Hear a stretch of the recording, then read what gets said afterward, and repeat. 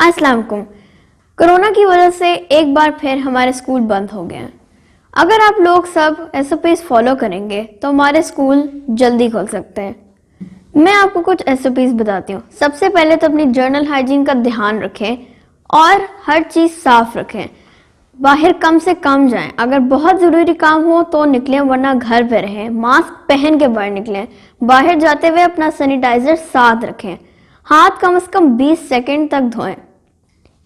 मैं आपको कुछ तरीके दिखाती हूँ हाथ धोने के।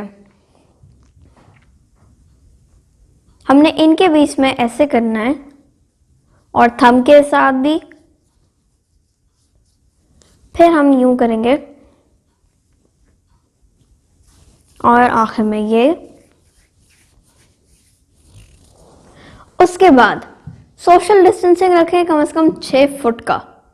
खांसी या छींक आए तो टिश्यू पेपर रखें, और अगर आपके पास टिश्यू पेपर नहीं है तो ऐसे करें।